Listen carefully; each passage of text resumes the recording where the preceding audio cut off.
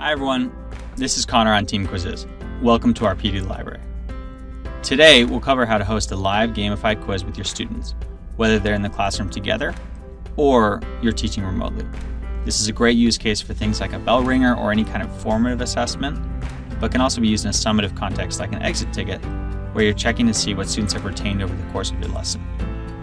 We'll do another video where we cover asynchronous use cases like homework, station rotations, and more. So let's dive in. In this walkthrough, we'll show you how to find or create your first quiz, host a live game for your students, and then finally explore and use the instant feedback and data you'll see in your dashboard. Once we land on your quizzes dashboard, you've immediately got over 20 million teacher-created quizzes and lessons at your fingertips. And this is all thanks to our teacher community, which now spans over 80% of US schools and millions more teachers around the world. So the first thing I'd recommend you do is pick a specific topic from your current unit and go ahead and pop that into the search bar. As an English teacher, prepositions were sometimes the bane of my existence. Explaining the difference between being on the bus versus in the bus can be difficult. So I'm going to go ahead and type prepositions into the search bar, and now I can preview thousands of different quizzes that other teachers have made, and I can either use these directly or customize them. To check out a different example, let's look at evaluating algebraic expressions. And the point is that whether you're teaching kindergarten or adult education, there's probably already a good starting point for you on the platform. All of these results can be filtered by grade level, subject, language, quiz length, and more. And the idea is you have a starting point for your perfect activity for whatever you're going to teach tomorrow. So in addition to using a ready-made quiz in the library, I can also start from scratch and combine my own content with library content. And let's take a look at that. The first thing I'm going to do is click on this purple create button in the upper left-hand corner, and I'm going to click on quiz. We'll also cover our interactive presentation feature called lessons in another video. After naming my quiz, we'll land in the quiz editor. Quizzes currently supports 6 question types, including graded options like multiple choice, multi-select or checkbox, and fill in the blank. We also support poll and open-ended questions, which are subjective and ungraded. If I want to import any existing content I have, I can either do that by loading everything into a spreadsheet, good for a bulk import, or I can copy paste individual questions from, say, a worksheet or a Google form right into the question editor. From there, I can change the question type, add or remove answer options, tag topics and standards, and add video, audio, and other forms of media. In addition to using your own questions, our editor lets you teleport questions in from any quiz in the library, which is actually my favorite feature on the platform. So when I click on teleport, I have this search bar, and from here, I can mix and match questions from different quizzes that I like. I've got that same preview functionality, and when I click on add, it's going to zap the question into my quiz. I can also filter by grade, subject level, all the things we talked about before, and I can choose whether to just look at my own personal quizzes that I've already created. Say, for example, if I was doing a review at the end of the year and I want to consolidate a lot of quizzes, that's a great use case for that. So in just a few seconds, I've put together a quiz with several questions, and I didn't even have to write these. I can, again, use our editor to customize anything in the quizzes, change the question types, or even change the content in the quiz itself. Now that we've got several questions in our quiz, let's save it and model how we'd start engaging our class. Now we're looking at a preview of our quiz. Everything on the platform can be used either live or asynchronously, and today we're focused on our live classic experience. Now you're looking at the game settings page, and this page is all about the versatility you want to bring to your classroom. So here you can do things like allow your students to play in teams, limit attempts, turn the timer on or off, change whether gamification settings are turned on or off, and we'll remember all that until the next time you use quizzes. And you can always adapt these. We won't go through every option, but the point is that you can customize each game for the specific activity and for your classroom. After clicking continue, we're ready for students to join this quiz. So there's a few ways to join. One, you're probably familiar with simply sharing a join code, and students just go to joinmyquiz.com and enter the code.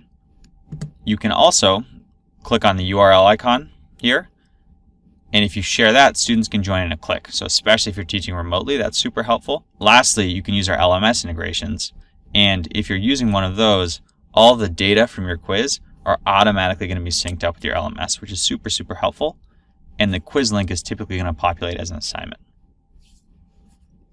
All right, so let's get a few participants in here. Many thanks to Elderberry Eeyore, Guavestein Gray, and Akioti Arkimboldi for joining us today. Now I'll press start and our participants can dive in. One thing that's great about quizzes is that students can still join after the activity has started. So if you have someone who's having a little bit of tech trouble, or say they come in late, they're not going to hold up the rest of the class. On your teacher screen, you're going to see a leaderboard that instantly updates as students answer questions. You can also switch that so you're looking at a question by question view that highlights the performance of each question by your class. This is something that you can project in front of the class for a little more excitement and competitive energy, or in some circumstances, it may be something you want to keep on your own screen, but either way, the data is being instantaneously updated. While collective excitement is generated by the leaderboard and just the buzz of your classroom, students are actually going to be answering on their own device. And what this means is it doesn't matter how far away they are from the board, and more importantly, they can progress at their own pace. So if they need a little more time to get the answer right, they can do that without holding up their classmates. And the goal is to focus on accuracy and mastery over speed wherever possible. So throughout the quiz, they'll also see gamification options like power-ups. So they might be able to remove an option, freeze their classmates, get double points for everyone for a few seconds, or use learning science-based gamification like redemption questions, which are one of my favorite features on the platform, which let a student reattempt a question they got wrong earlier in the quiz. And that builds a little bit of spaced repetition into the experience. Once students are finished, you'll have all that data on your leaderboard. They'll see their own performance and you're ready to talk about it as a class. Once students are finished, there'll be a podium moment. And if you have a big group, we'll do what's called a mastery party where we celebrate everybody who got over 90% typically. And then more importantly, you can talk about the results as a class. So let's dive in there. At the end of the quiz, you'll have this incredible look at both how your class and each individual did overall and on each question or even specific topics or standards. So I can see exactly which questions each individual got right or wrong. I can even see how much time they took if I want to. I can also project specific questions on the board and hide answers so that we can talk through how your students responded and why a specific answer was correct. All of this data can be exported into a spreadsheet if you want to. It's always going to live in your report section on Quizzes. And perhaps most importantly, if you're using an LMS integration, it'll automatically be kept up to date in your LMS, so you don't have to go back and forth updating both systems. If you've stuck with me this far, congratulations. We've completed our first live quiz together.